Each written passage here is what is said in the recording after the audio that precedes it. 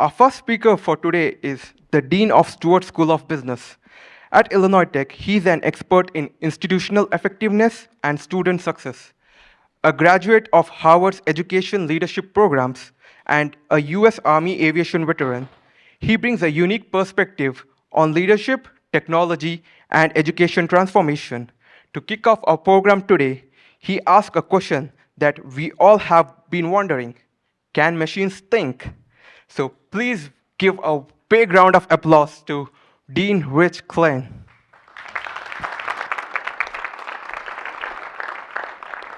Well, good morning, and welcome to Illinois Tech's downtown campus. Can machines think? Dr. Alan Turing, a Cambridge-educated mathematician, he earned his doctorate from Princeton University. He's best known for breaking the German Enigma cipher for the British Royal Navy during World War II. However, over recent years, he's come to be known as the father of theoretical computer science, or artificial intelligence. Nearly 75 years ago, in October of 1950, Dr. Turing published a paper called Computing Machinery and Intelligence in the journal called Mind. It's a philosophy journal. In that paper, he asked a simple question: can machines think? But what does it mean for machines to think? We judge thinking in the actions that we can observe, but those actions that can be observed and that computers can replicate don't adequately mimic the human mind. Our emotions, behaviors, creativity remain uniquely ours. Turing proposed a test in his paper, the imitation game, where an interrogator questioning two players, one human and one machine, sought to see if that interrogator could accurately determine which was which. Turing predicted that by the year 2000, an average interrogator would be able to identify the accurate person within 5 minutes of questioning less than 75% of the time. 7 in 10. Today, large language models like ChatGPT routinely beat much stronger and much more rigorous versions of this test. And they do it 50% of the time, a coin toss. Raising the question, what does it really mean to think? Post-World War II Germany, the idea that machines could think was deemed absolutely dreadful. So we should hope and believe that they can't. The consequences haven't proven as apocalyptic as Jane Cameron immortalized in Arnold Schwarzenegger's words, "I'll be back." But for many of us, artificial intelligence has raised many concerns. It's made many of us apprehensive. I don't worry that my students are not reading assigned texts or that they are not completing assignments themselves. I've accepted that some of them are availing themselves of artificial intelligence summaries of text and that they're using the same tools to complete assignments. In some respects, I've given up a little. However, today, many of us worry that artificial intelligence might be taking our jobs. The World Economic Forum's jobs report even notes that 86% of employers see artificial intelligence as the biggest disruptor over the next coming 5 years. Further, they predict that 39% of workers' core skills, what people do day to day, will change due to artificial intelligence. So for many in the workforce, this can be more than a little unsettling. Even if not being replaced by machines, change is difficult. This we know. Turing, for his part, acknowledges several distinctly human aspects that cannot adequately be manifest by machines. Drawing upon his imitation game, his work sought to address certain objections that were prevalent at the time. And some of them are still prevalent today. So his writings echo what many of us feel today as we're watching artificial intelligence unfold. The first among these, Turing noted that consciousness, in the form of our emotions and our feelings, really matter. That they shape who we are as human beings. For his part, he seemingly dismissed this objection that machines can't have these feelings. And I say seemingly because he also acknowledges that the only way to truly know what someone else is feeling is to be in their head, to experience what they feel, their emotions, to know their thoughts. And this is a very difficult thing. Emotions are the unique purview of the human mind, and they're something machines cannot replicate. We, however, judge thinking by external actions.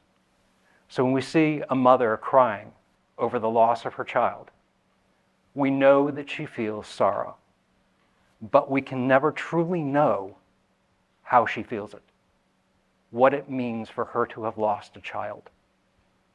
Our emotions are our own. They are uniquely human. Now, a related objection on top of emotions that Turing brought to the table was that there are many things that machines can do, but they can't show initiative. They can't be kind. They can't have a sense of humor, and show that to the world.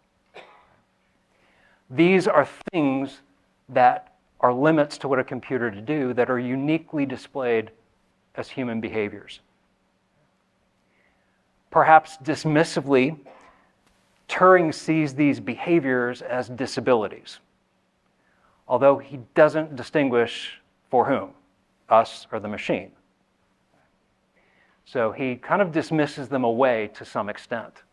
He posits that building a machine to exhibit certain behaviors would be idiotic. It's not relevant to his game. Clearly, he may not have predicted the potential for the adult entertainment industry, so that may not have factored into his thinking. But as human beings, we exhibit a broad diversity of behaviors, and each and every one of us engages in a unique set. Several years ago, I offered an individual a promotion. And she came back to me after thinking it over, and she said, "Why me? My personality, my way of interacting with other people is so different from yours." Self-awareness is an incredible thing. And given my personality, my approach to interacting and engaging with other people, I know that there is no way that I could ever do that job.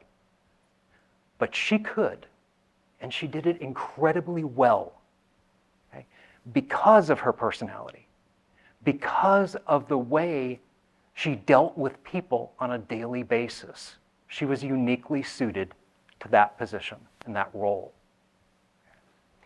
Building highly effective teams and organizations often requires assembling individuals with the right personality, the right orientation, the right behavior to a very unique set of tasks that need to be performed. Now, the third objection that Turing notes on top of emotions and behaviors is the absence of creativity. ChatGPT can produce a landscape that mimics Van Gogh, his original style as an artist, but it is by no means a Van Gogh. Lady Lovelace's 1842 memoir noted that machines can never really do anything new. Quite simply, machines lack creativity and originality. Now, Turing, noting this, felt that machines, he reframed Lady Lovelace's objection in that machines can never take us by surprise. And subsequently, he notes that machines take him by surprise on a daily basis. And users of ChatGPT would acknowledge that that tool can do things that surprise them almost all the time. Okay. But we have to keep in mind that these large language models, these artificial intelligence tools, rely on large volumes of data that's stored and the ability to process through data. Creativity that makes something truly unique doesn't derive from data and technology alone, any more than it does from paint and a paintbrush. Van Gogh's work is uniquely his own. A work of art is the product of the artist's emotions, experience, and talent. Similarly, artistic performances reflect choreographers and composers and performers and writers' individual creativity. A former slave trader turned minister, John Newton, in 1772 wrote the lyrics to Amazing Grace. It has probably been sung countless times over the ensuing decades. This past December of 2024, at the reopening of the Notre Dame Cathedral in Paris, a South African soprano, Preti Yende, delivered probably one of the most breathtaking and emotional renditions of Amazing Grace. You can find it on the internet. I would encourage you before watching it to close your eyes and listen to it. It is the only way to really appreciate the emotion that she brings to her rendition performance. Now, as an academic, like Alan Turing, I know that knowledge comes from theorizing, from research, and experimentation. But one must first have an idea or articulate a question. The ability to generate new ideas, to ask novel questions, has given us the wheel, nails, the compass, light bulbs, the airplane, GPS, and smartphones, among many other things that we rely on and use every day and take for granted. That said, delivering results within organizations, dealing with people, requires effectively deploying human assets. Considering the evolving impact of artificial intelligence on our workplace, the top 5 skills that employers identify as things that they will need for the AI-fueled revolution include at number 5, motivation and self-awareness, behavior and an emotion. Number 4 is creative thinking. We've already discussed that. Number 3 is leadership and social influence. Again, behaviors.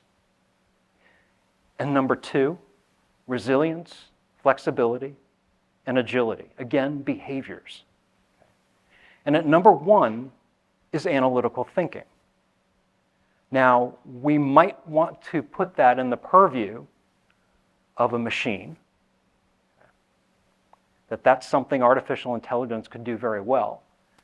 Consider, however, the business leaders consistently note that the problem with AI is not the tool, but the data. Given an ocean of data, what is relevant to any given specific situation? Further, what data is correct? Even in Turing's imitation game, the successful interrogator who beats the odds, better than 70%, chooses 5 minutes worth of questions, but more importantly, they have to accurately be able to analyze the validity of the answers. Ultimately, analytical thinking cannot be completely ceded to machines. Artificial intelligence continues to change the world around us. That is inevitable, and it's not going to stop. Emotions, behaviors, creativity, those key objections identified and discussed by Turing remain uniquely ours as human beings. But they also must remain central to the world as it's increasingly being shaped and changed by AI. Thank you.